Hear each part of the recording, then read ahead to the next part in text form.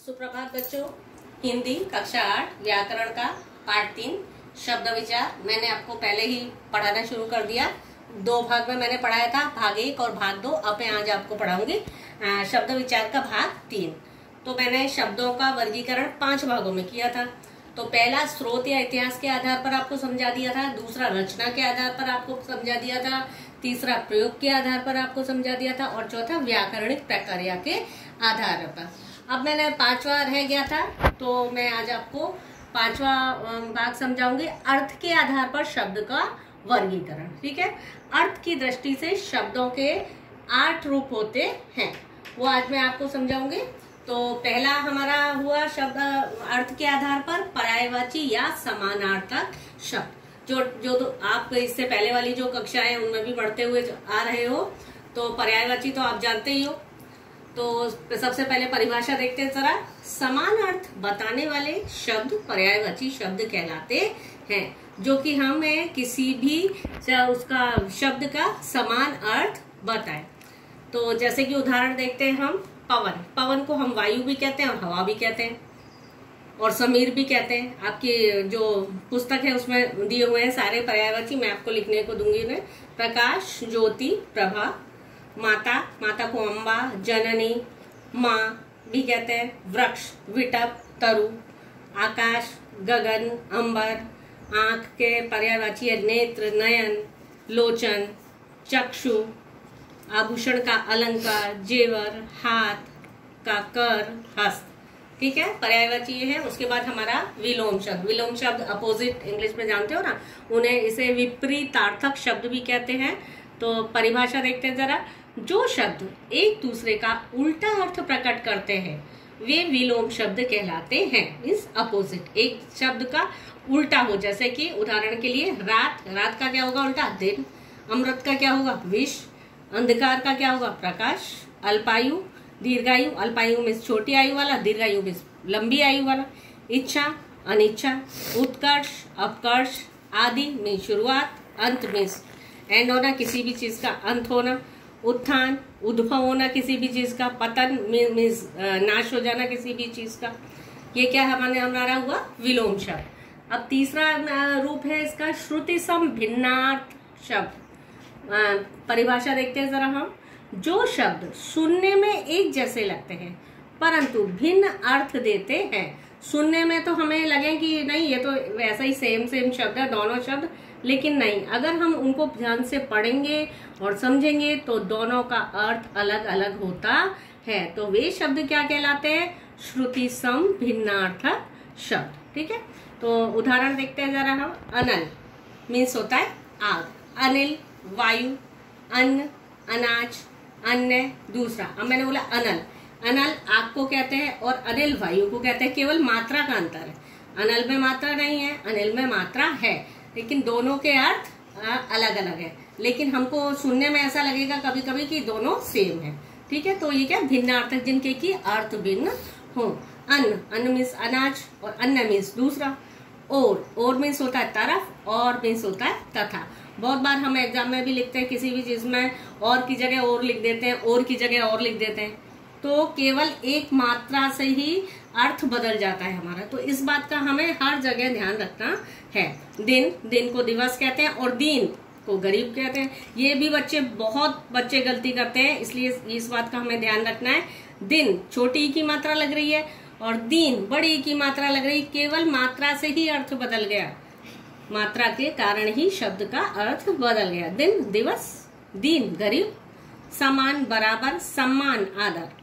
समान में सेम जो होता है उसको बराबर के सम्मान, रेस्पेक्ट हम किसी की करते हैं, रिस्पेक्ट आदर कहते हैं। प्रमाण सबूत, प्रूफ जो होता है हमारा, और परिमाण मात्रा, क्वांटिटी जो होती है उसको बोलते हैं। ठीक है, उसके बाद चौथा हमारा आया एकार्थक शब्द। जिन शब्दों का केवल एक ही अर्थ होता है उन्हें एकार्थक शब्द कहते हैं। अब मैंने ये भिन्न अर्थ वाले आपको बताया, ये भिन्नार्थक में। अब ये एकार्थक जिनका कि केवल एक ही अर्थ होता है, दूसरा अर्थ नहीं होता। ठीक है, तो जैसे प्रथम, प्रथम मीन्स होता है पहला। विवेक, विवेक मीन्स होता है ज्ञान। उपहार, भेंट, छाया, परछाई, अपमान, निरादर, आखेट, शिकार, जिनके की केवल एक ही मतलब जो हम परिभाषा पढ़ेंगे उस शब्द से ही हमें पता लग जाएगा एकार्थक मतलब जिसका की एक अर्थ हो। ठीक है। नंबर 5, अनेकार्थक शब्द। जो शब्द एक से अधिक अर्थ देते हैं वे अनेकार्थी शब्द कहलाते हैं। यहाँ पर केवल एक अर्थ था, यहाँ पर अनेक अर्थ है तो क्या कहलाएगा? अनेकार्थक। यहाँ पर एक अर्थ है तो एकार्थक, अनेक अर्थ है तो एक अर्थ अनेकार्थक कहलाएगा। ठीक है। मैंने उत्तर, अब उत्तर हम जवाब को भी कहते हैं।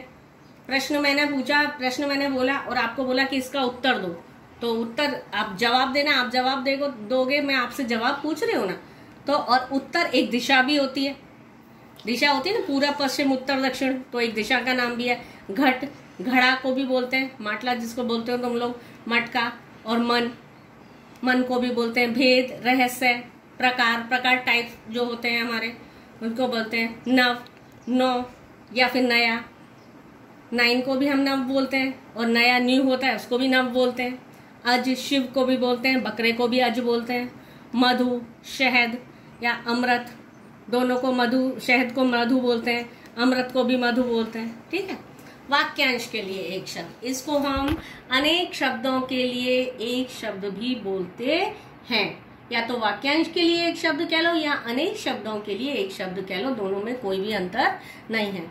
जिन शब्दों का प्रयोग वाक्यांश अथवा अनेक शब्दों के स्थान पर किया जाता है वे वाक्यांश के लिए एक शब्द कहलाते हैं। मतलब बहुत सारे शब्दों और उसको मिलाकर एक वाक्य बन गया, उसको लिए हम एक शब्द का उपयोग करें। जैसे कि दो शब्द से मिलकर एक वाक्य होना। बड़ा भाई, बड़ा भाई को क्या कहते हैं? बड़े भाई को हिंदी में अग्रज। और छोटा भाई, छोटे भाई को क्या बोलते हैं? अनुज।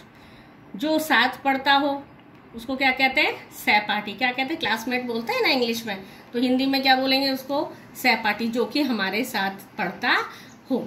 जहां पहुंचना कठिन हो, दुर्गम, जहां तक पहुंचना बहुत कठिन हो उसको क्या बोलेंगे?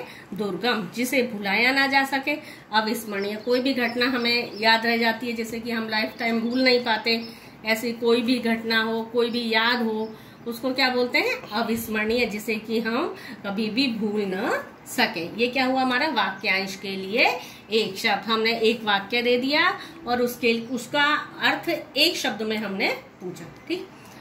7वां, अर्थ भेद वाले शब्द। कुछ शब्द जिन्हें पढ़कर हमें लगता है कि वे एक दूसरे के पर्याय हैं, परंतु वास्तव में उनमें अर्थ का अंतर होता है। कभी कभी ऐसा हो जाता है ना कि हम कंफ्यूज हो जाते हैं कि सेम जैसा लग रहा है लेकिन उनका अर्थ अलग होता है। वे अर्थ भेद वाले शब्द कहलाते हैं। जैसे कि उदाहरण के लिए अमूल्य।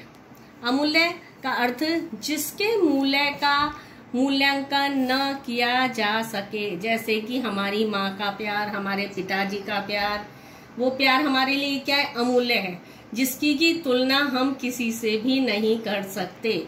माँ के प्यार की हम तुलना कर सकते हैं, जो हमारे माँ का प्यार हमारे लिए होता है। ठीक है, तो वो क्या है? अमूल्य है।